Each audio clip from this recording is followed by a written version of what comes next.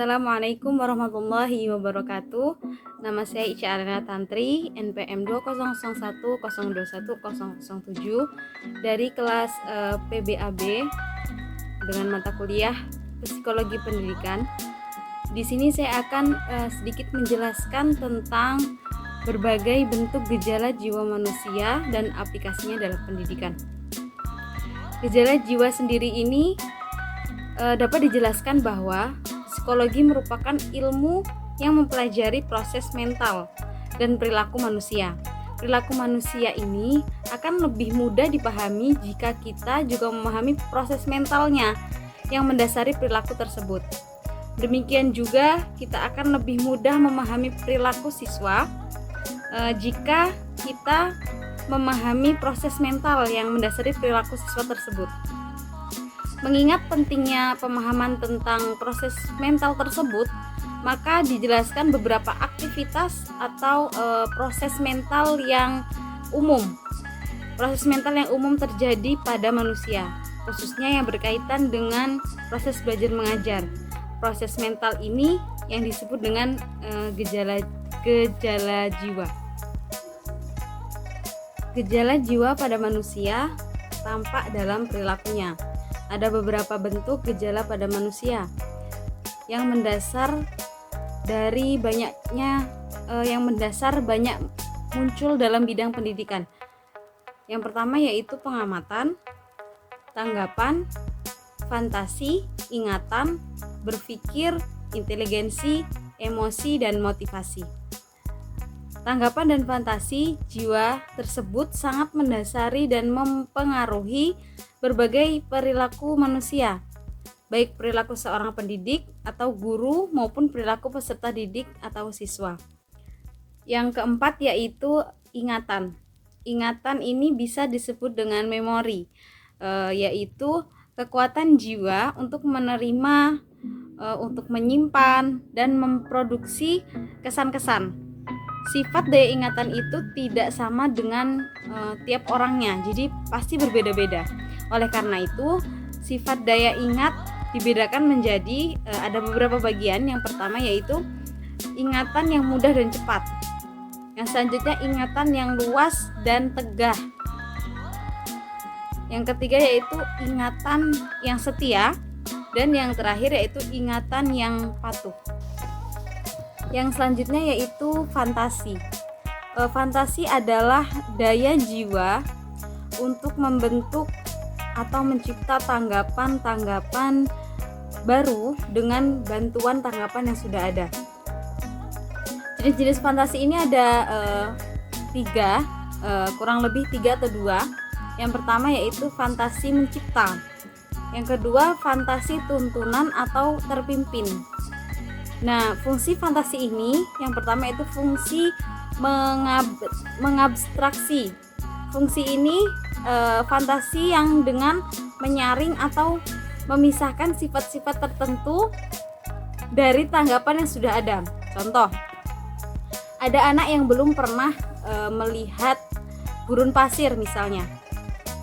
Maka anak itu dalam berfantasi atau berhayal itu dibayangkan seperti lapangan tanpa pohon yang ada di sekitarnya, dan tanahnya pasir bukan rumput, jadi seperti itu.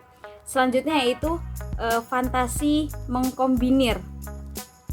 Fantasi ini menggabungkan 2 atau lebih tanggapan yang sudah ada disusun menjadi satu sebagai tanggapan baru.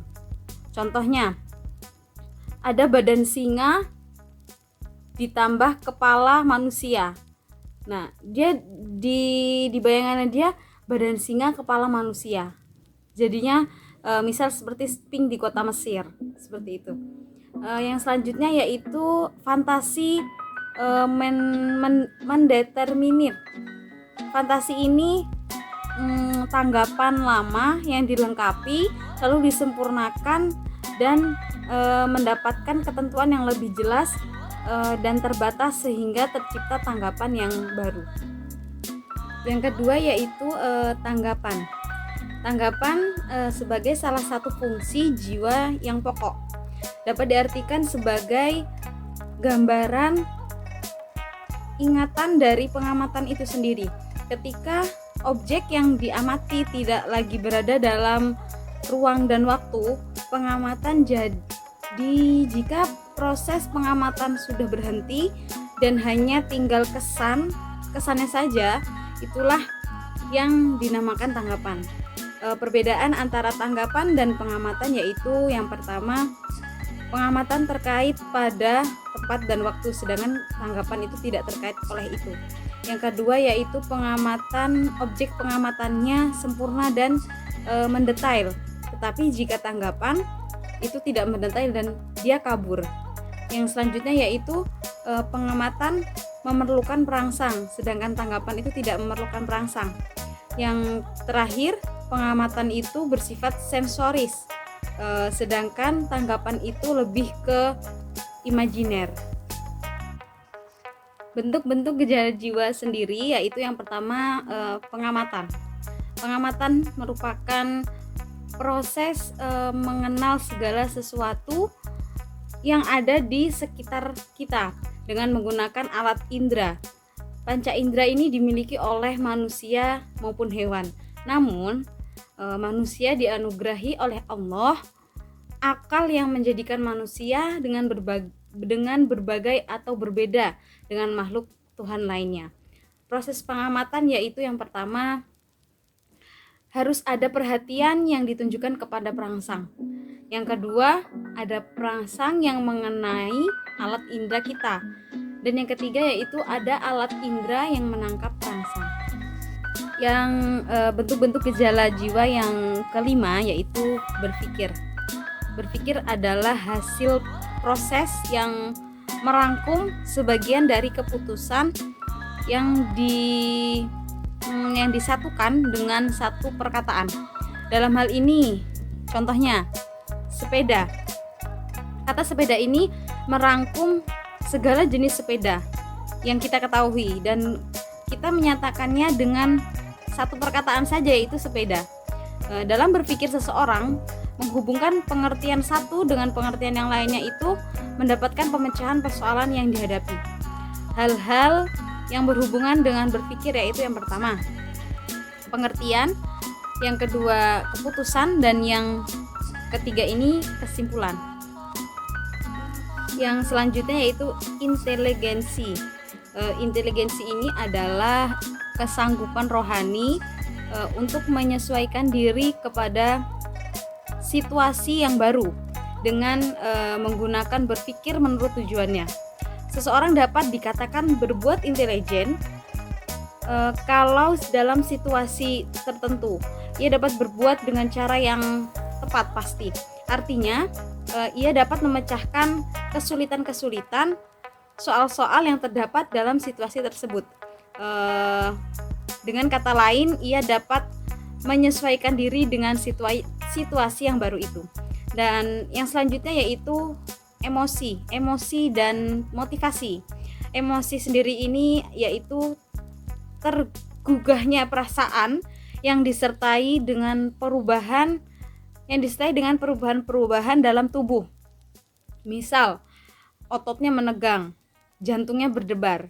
Itu contoh-contoh biasanya kalau orang-orang emosi. Nah, emosi juga memberi warna pada perilaku manusia sehari-hari. Dengan emosi manusia bisa merasakan manusia ini bisa merasakan senang, bisa merasakan cemburu, bisa merasakan cinta, bahkan bisa merasakan aman, rasa takut, rasa semangat, dan lain sebagainya. Bentuk-bentuk gejala jiwa yang terakhir yaitu motivasi. Motivasi adalah suatu kondisi yang menyebabkan atau menimbulkan perilaku tertentu dan memberi arah dan ketahanan pada tingkah laku tersebut. Jadi seperti kata-kata penyemangat, kata-kata motivasi itu suatu hal yang penting bagi untuk para pelajar atau siswa yang sedang